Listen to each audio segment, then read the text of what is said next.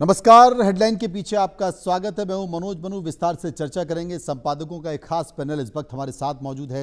Headline के पीछे में वैसे तो तमाम बड़ी खबरें हैं, लेकिन सबसे महत्वपूर्ण खबर जो इस वक्त नजर आ रही है वो क्या देख रही हैं आप प्रिया जी? आज ऐसी जो खबर नहीं आई है मेरे ख्याल वो सबसे महत्वपूर्ण है। अच्छा।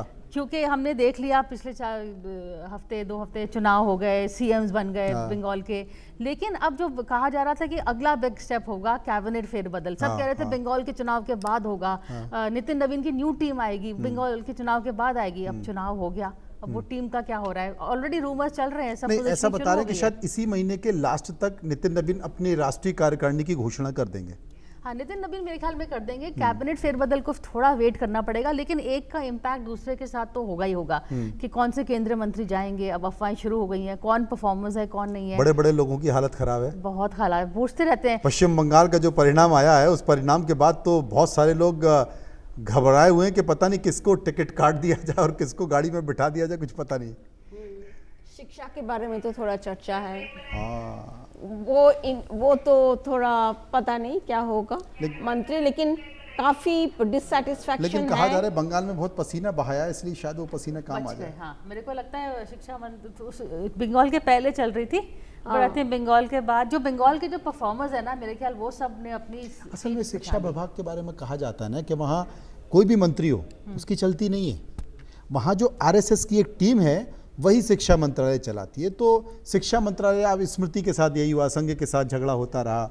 फिर उसके बाद जो उत्तराखंड के मंत्री थे उनके ऑफिस में बाकायदा एक कमरे, घर पर एक दफ्तर था जिसमें आरएसएस के लोग बैठते थे, वो डिसाइड करते थे कि किसकी नियुक्ति कहाँ होगी, क्या होगा। तो मुझे लगता है कि बहुत ज़्यादा थोड़ा सा एक बंगाल का भी चल रहा है, उधर का फाइनेंस वित्त मंत्री कौन होगा, फाइनेंस मिनिस्टर। और ये संजीव सान्याल का नाम बहुत घूम रहा है उधर। पहले स्वपन दास गुप्ता का शायद नहीं, स्वपन दास गुप्ता का लोग बोल रहे थे, वो तो बहुत पीछे चले गए, कुर्सी तक नहीं मिली उन्हें। कुर्सी में बता रहे धक्के खा रहे थे। वो आईपीएस स्तर के अधिकारी उठ के खड़े नहीं हुए, कुर्सी नहीं दी किसी ने शपथ ग्रहण में।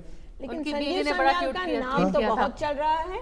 और क्योंकि देखिए शुभेंदु एक ही सीट रख रहे हैं, भवानीपुर वाला, नंदीग्राम छोड़ रहे हैं, यानी किसी को लाना पड़ेगा उधर।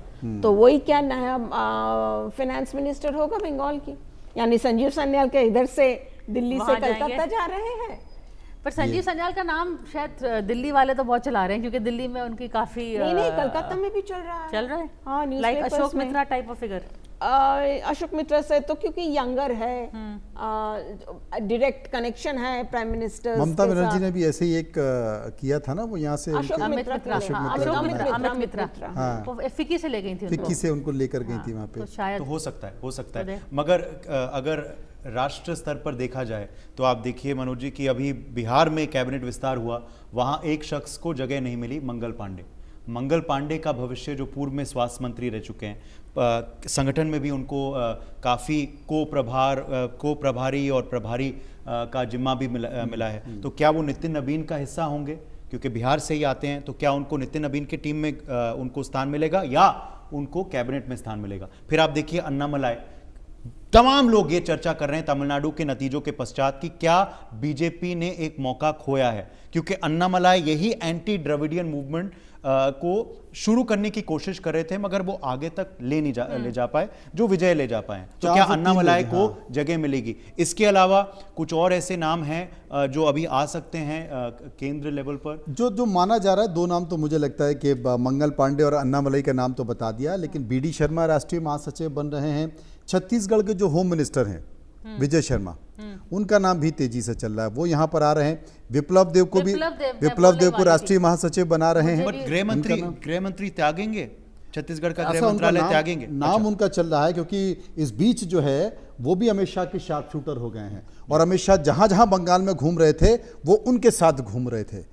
तो विप्लव देव या ये विजय शर्मा जो होम मिनिस्टर हैं, विप्लव देव ऑलरेडी शार्प शूटर हैं, तो वो राष्ट्रीय महासचिव के तौर पर आ रहे हैं। जो यंग टीम है, हाँ, ये जो यंग टीम है, एक कविता पाटीदार लेडी हैं, एक छत्तीसगढ़ से लता उसेंडी हैं, ये सब लोगों की एक नई टीम। यंग का आपने जिक्र किया तो अनुराग ठाकुर को कैसे भूल सकते हैं? अनुराग ठाकुर भी काफी टाइम से वेट कर रहे हैं। ऐसा सुनने में आ रहा है कि शायद अनुराग ठाकुर मंत्री बनने जा रहे हैं दोबारा।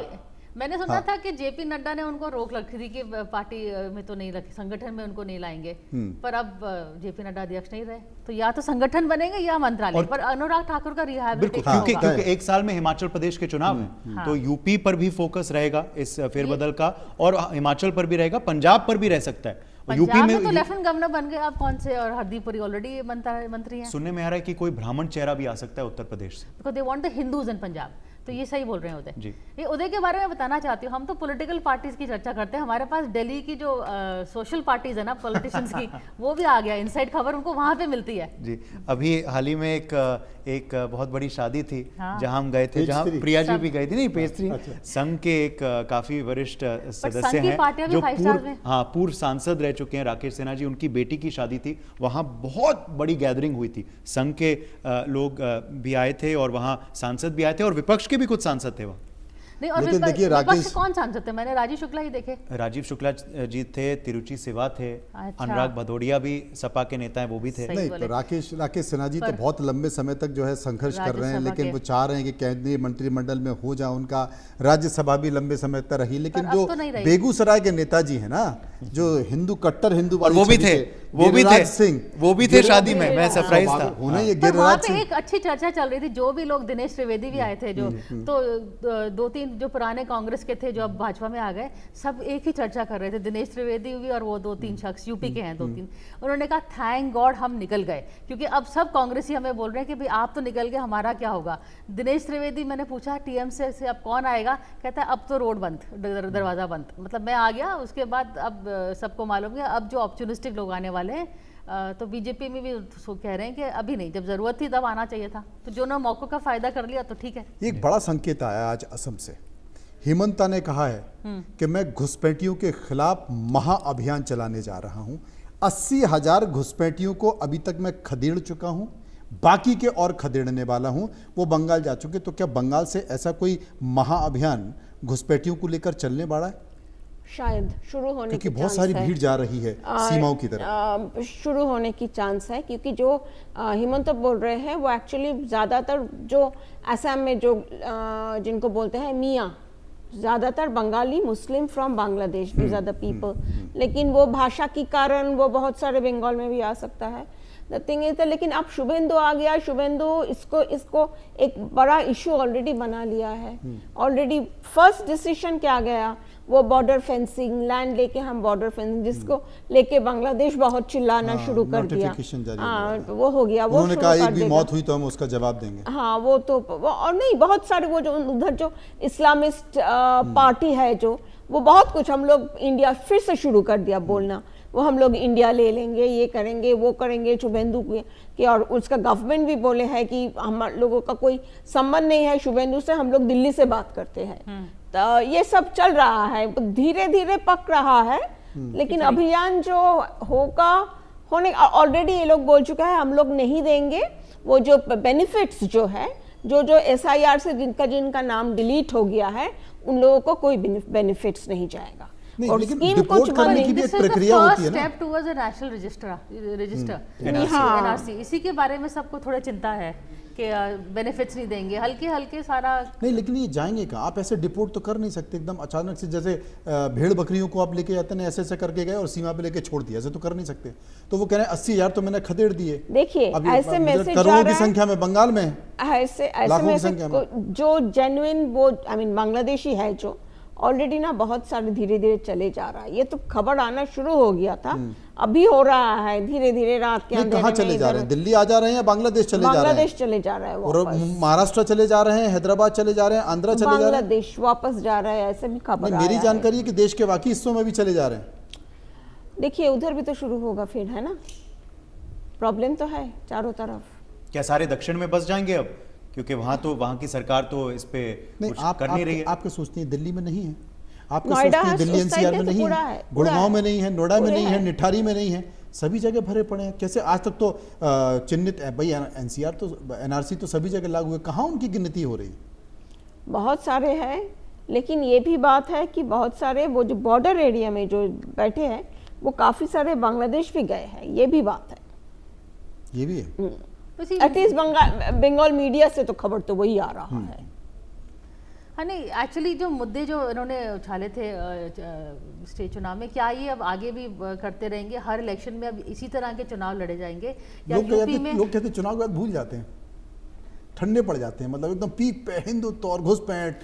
एक्चुअली असम में जैसे है ना, असम में ना उन लोगों का सचमुच वो लोग फील करते हैं एग्जिस्टेंशियल क्राइसिस। मैं असम में जाके देख चुकी हूँ, वो लोगों का डर है 2030 साल के अंदर 50% से ज़्यादा हो जाएगा ये जो मियाँ जिसको, हाँ डेमोग्राफी चेंज हो गया। इसके ऐसे डिस्ट्रिक्ट्स भी हैं, तो उधर बहुत बड़ा इशू है ये। और ये सिर्फ ये हिंदू मुस्लिम से भी ज़्यादा है क्या लैंग्वेज की बात है उधर, हाँ, क्योंकि असम में बंगाल खेदा मूवमेंट चालू हुआ था, बंगाली हटाओ। पर करना पड़ेगा, नहीं करना पड़ेगा उनको, अब परफॉर्म करना पड़ेगा, नहीं तो अखिलेश यादव इस मुद्दे को उठाएंगे यूपी में। आप देखिएगा कि रोहिंग्या का जो मुद्दा है वो यूपी चुनाव में भी हावी रहेगा। योगी आदित्यनाथ जी और तमाम और बीजेपी के नेता ये जरूर उठाएंगे, क्योंकि कुछ ऐसे इलाके हैं जहां ये आरोप लगता है कि डेमोग्राफिक चेंज हुआ है। मैं पश्चिम यूपी के एक एरिया की बात कर रहा हूं, मैं सेंट्रल यूपी की भी एक एरिया की बात कर रहा हूं, वहां पे डेमोग्राफिक चेंज हुआ है, वहां मुस्लिम बहुल्य इलाके हैं और यही आरोप लगते हैं कि क्योंकि वहां रोहिंग्या आके बस गए हैं। तो ये मुद्दा होगा। एसआईआर में भी अभी पंचायत चुनाव हालांकि डिले हो गए हैं, पंचायत चुनाव यूपी में अब तक हुए नहीं है और विपक्ष भी इस पे सवाल उठा रहा है, मगर उसके लिए एसआईआर और लिस्ट, वोटर लिस्ट, नए रिकॉर्ड्स बन गए थे, वहाँ बहुत से लोग कटे हैं और अब ऑफकोर्स लड़ाई है कि उनको वापस लाया जाए या नहीं। और ये मुद्दा उठेगा तो अखिलेश यादव तो यही कहेंगे कि आपने वहां उठाया ये मुद्दा, मगर चुनाव के बाद आप जीत गए, क्या किया? पर मैं तो ये देखना चाहता हूँ वो जो हुमायूं कबीर जिन्होंने बाबरी मस्जिद बनाई थी और उत्तर प्रदेश और तमाम बंगाल के लोगों ने कहा कि दूसरी बाबरी मस्जिद अब नहीं बनेगी और हम नहीं बनने देंगे तोड़, उस पर बुलडोजर कब चलता है? वो तो विधायक बन गया 2-2 सीटों से। मैं तो देखना चाह रहा हूँ उस पर बुलडोजर कब चलता है, क्योंकि तमाम लोगों ने कहा ना दूसरी बाबरी मस्जिद अब बन ही नहीं सकती इस देश में। बन गई है, खड़ी हुई है, चिनाई हो रही है, वहां पर दीवारें खड़ी हो रही हैं, करोड़ों का चंदा हो रहा है, तो वो रहेगी कि नहीं रहेगी? ये मैं वही तो शुभेंदु क्या करते हैं देखना पड़ेगा। लेकिन शुभेंदु काफी स्ट्रांग हिंदुत्व स्टैंड ले रहे हैं आजकल, रोज आ रहा है। अमीन आज असेंबली गए, पूरा रेड, आज तो पूरा वो दंडवत प्रणाम भी किया और नहीं रेड तिलक मोदी जी के फेवरेट है। नहीं अभी तो हाँ वही तो हम लोग बात कर रहे थे। इससे बड़ी चीज तो 2 ही भगवा पहने हुए थे वहां पे, या तो हमारे बाबा योगी आदित्यनाथ पहने हुए थे या सेम ड्रेस जो है शुभेंदु अधिकारी पहने हुए थे। देश में 2 बड़े भगवा नेता हिंदुत्व के खड़े हो गए। लेकिन मैं तो ये देखना चाहता हूं कि बाबरी मस्जिद जो है वो बन रही है, धीरे धीरे खड़ी हो रही है। क्या इस देश में दूसरी बाबरी मस्जिद बीजेपी की सरकार आने के बाद रहेगी कि नहीं रहेगी? हाँ वही तो अच्छी बड़ी मुद्दी है, बड़ा मुद्दा है। लेकिन ये जो एक बड़ा इशू आ रहा है प्रतीक यादव जी, ये समझ नहीं पा रहे ये है क्या? देखिए ये काफ़ी बड़ी अब मौत की गुत्थी बन चुकी है वहाँ उत्तर प्रदेश में, क्योंकि प्रतीक यादव जाने माने नेता हैं। मुलायम सिंह यादव जो पूर्व मुख्यमंत्री उनके बेटे हैं, अपर्णा यादव जो हैं वो बीजेपी में है। हमने देखा था अभी 2 या 3 परिवार में खटपट हुई थी। हालांकि उसके बाद अपर्णा यादव, आपने भी इंटरव्यू किया था उनका, और हमें सब ठीक है, हाँ उनका सब ठीक है, ऑल इज गुड, और पुरानी बातों पे नहीं जाते, सब ठीक सुलझ गए। मगर फिर भी क्योंकि जिस तरह की सस्पिशियस सर्कमस्टेंसेस में वो मृत घोषित हुए हैं, अपर्णा थी नहीं लखनऊ में, अखिलेश भी अब गए हैं वहाँ, अखिलेश यादव के भी बयान से काफ़ी कुछ सवाल उठे हैं। अखिलेश जी ने कहा कि पिछली बार शायद उनके 2 महीने पहले मुलाकात हुई थी उनसे, तो अब बड़ा सवाल ये है, उन्होंने कह दिया बिजनेस में लॉस हो गया था। बिल्कुल, कुछ लोग कह रहे बहुत ज्यादा जिम जाते थे, स्टेरॉइड लेते थे, पोस्टमार्टम बोल रहा है कि हार्ट अटैक हुआ है, पोस्टमार्टम रिपोर्ट आया है। वही तो आपका इधर ही तो देख वही तो जो मुझे लगता है जो अगर हार्ट अटैक हुआ तो ये स्टेरॉइड का असर भी हो सकता है, क्योंकि वो बॉडी बिल्डिंग बहुत करता था। नहीं, उनका वो पहले वेदांता अस्पताल में थे अप्रैल में, फिर उन्होंने खुद ही अपने आप को डिस्चार्ज कर दिया कि मैं घर जा रहा हूँ। उनकी हालत बिल्कुल फाइन, बीच में शायद बाहर भी गए थे कहीं इलाज के लिए, ये मुझे पता नहीं, पर उन्होंने खुद ही डिस्चार्ज करके आ गए थे। तो जो उनके जिम के जो पार्टनर भी हैं वो भी कह रहे थे कि वो जिम आना उन्होंने बंद कर दिया था क्योंकि उनकी हालत 1 महीने से ठीक नहीं थी। लेकिन वहाँ पे पूछा जा रहा है कि जैसे कि उदय ने भी बताया कि तो फैमिली में क्या टेंशन थी, थोड़ा टेंशन था मियाँ बीवी के बीच में। वो कोई कहते हैं वो शायद डिवोर्स भी चाहते थे, लेकिन अपर्णा इनकार कर रही थी। अब अपर्णा पॉलिटिकल हो गई हैं, दो मुलायम सिंह यादव की फैमिली के प्रतीक हैं, लेकिन अपर्णा ने अपना पॉलिटिकल करियर शादी के बाद शुरू कर दिया है। तो उस दौर से बातचीत चल रही थी कि क्या अंदर क्या और मुझे बातचीत लगता है प्रतीक थे तो शायद फिर भी एक परिवार में वो थी, लेकिन अभी हाल ही में रिसेंटली अपर्णा ने समाजवादी पार्टी का झंडा भी जला दिया था एक प्रदर्शन में। शी इज क्वाइट अग्रेसिव है वो, aggressive। इनफैक्ट वो बहुत एग्रेसिव लीडर हैं, तो मुझे लगता है कि शायद अब प्रतीक नहीं रहे हैं, तो अब मुझे लगता है कि रास्ते अलग हो जाएंगे। मुझे अलग लगता हो है ही कि गए थे। समाजवादी पार्टी से अब पूरी तरह से अपर्णा का वो खत्म हो पूरी जाएगा। तरह बीजेपी के हाँ, काम पे वो इन्वॉल्व हो जाएंगे। मगर CBI जांच की बात भी आ रही थी, सीबीआई CBI जांच की सीबीआई बात। जांच अखिलेश शायद पहले पहुंच गए, अपर्णा पहुंची नहीं, अखिलेश पहले पहुंच जी गए थे। जी। और डिम्पल यादव ने भी सारे अपने आज के प्रोग्राम रद्द कर दिए। वो भी पहुंच गई। बिल्कुल, क्योंकि यादव परिवार जो है, हाँ उतार चढ़ाव तो हुए हैं। हमने देखा था शिवपाल जी और अखिलेश के बीच में भी बिल्कुल चीज़ें बिगड़ गई थी। उन्होंने अपना खुद का रास्ता तलाश लिया था, खुद की पार्टी बना दी थी, मगर अब तो बहुत क्लोज हैं। अब तो शिवपाल जी के बेटे जो आदित्य यादव, वो खुद सांसद है बदायूं से, वो तो बहुत क्लोज हैं। अखिलेश जी के पीछे पीछे चलते हैं पार्लियामेंट में, हम देखते हैं हर बार। हमारे इंडिया न्यूज़ मंच में भी साथ आए थे। करेक्ट। तो बिल ये परिवार का मामला है, लेकिन आप एक चीज़ बता दीजिए, बहुत ज़रूरी है, ये केरल में मुख्यमंत्री बन कौन रहा है? अरे ये तो बहुत ही मुश्किल सवाल है, क्योंकि ये कांग्रेस वाली, मैंने किसी से कुछ लोग पूछा। कह रहे हैं वेणुगोपाल का विरोध हो रहा है वहाँ पे। नहीं, विरोध हो रहा है। ये केरल का, ये बहुत इंटरेस्टिंग बात है। दिल्ली वाले कह रहे हैं कि वेणुगोपाल ले लो, वो कह रहे हैं कि हमें कोई और दे दो। हाँ, इसलिए पासिंग द पार्सल, जैसे आप ले लो, जैसे नहीं आप ले लो। वेणुगोपाल इज बीइंग कोई भी लेने को तैयार नहीं होता। नहीं, कल आपने जिक्र किया था ना कि अभी दिल भरा नहीं, राहुल गांधी का, तो वो गाना भी है ना कि अभी ना जाओ छोड़कर, कि दिल अभी भरा नहीं। तो राहुल गांधी कह रहे हैं नहीं आप मत जाओ, क्योंकि जनरल सेक्रेटरी ऑर्गेनाइजेशन फिर मैं किसको बनाऊंगा। मगर बड़ा सवाल ये भी है कि कांग्रेस पार्टी इतना जो डिले कर रही है, ये और फैक्शनलिज्म बढ़ाएगा। आप देखेंगे कि रमेश चेन्नीतला कहीं एलडीएफ में ना चले जाएं, ये भी हो सकता है। हमने देखा था कि कितना डिले किया था इन्होंने मध्य प्रदेश में, और आखिर क्या हुआ, सिंधिया जी चले गए।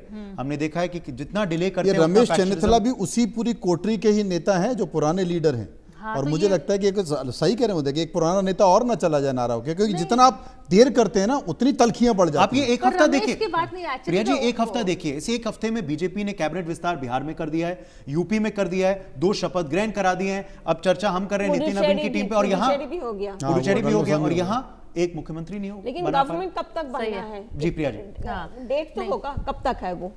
नहीं, उनको अभी आज शाम तक मेरे ख्याल में हो जाएगा ऐलान। लेकिन ये कह रहे हैं कि ये सोनिया गांधी जी के हॉस्पिटल की वजह से डिले हुआ था, आपको लगा? अब लोग कह सकते हैं, वो आगे चेकअप ही था, कह रहे थे चेकअप ही था। पर ये जो अभी जो डिसीजन होगी, कह रहे हैं कि खड़गे जी ही अनाउंस करेंगे, और सतीशन का नाम आगे हो गया है। क्योंकि इसमें एक ये जो उदय, मुझे लगता है ये थोड़ी सी पॉस्चरिंग हो रही है। आपने देखा होगा मुकुल वासनिक वहाँ गए, फिर उन्होंने एक अपनी जो पेपर जो उन्होंने मीडिया को दिखाया, उसमें सब केसीवी कह रहे थे, तो बिल्डअप हो रहा था केसीवी का नाम।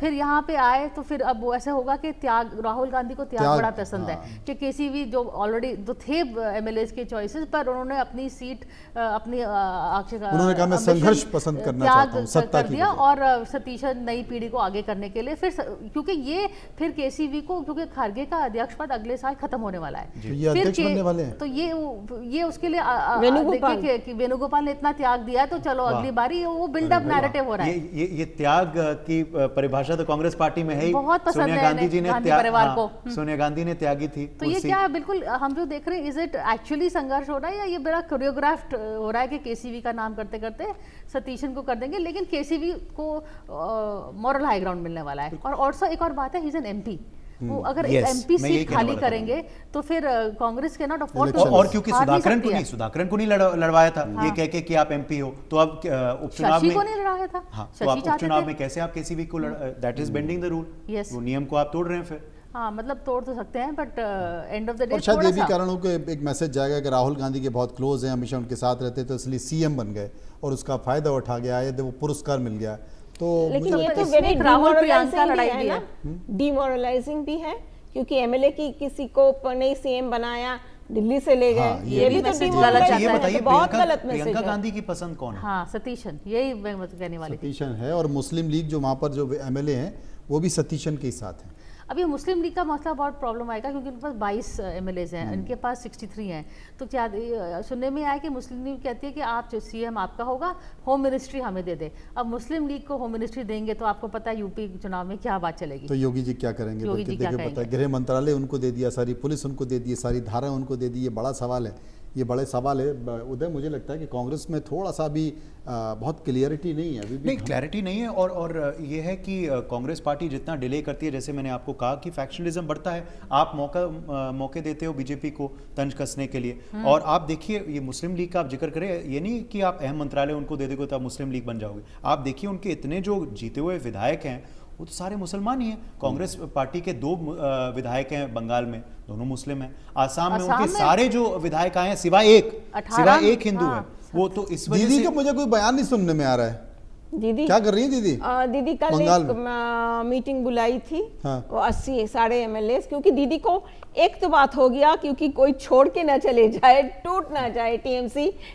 दीदी क्योंकि विजय ने पूरी AIADM के तोड़ दी है। हाँ हाँ हाँ। तो अब TMC क्या टूट रही है, बच रही है? दीदी क्या कर रही है? वही ऑलमोस्ट एवरी थर्ड डे दीदी रोल कॉल ले रहे हैं। अच्छा। कल भी एक मीटिंग बुलाई थी और उधर सबको बोला कि देखो ये हम लोग हारे नहीं हैं। वही कुछ निकल के बोले हैं, हम लोगों को हराया गया है, हमसे इलेक्शन छीन ली गई है। बट इंटरेस्टिंगली आई थिंक 4-5 दिन के अंदर ये दूसरी मीटिंग है।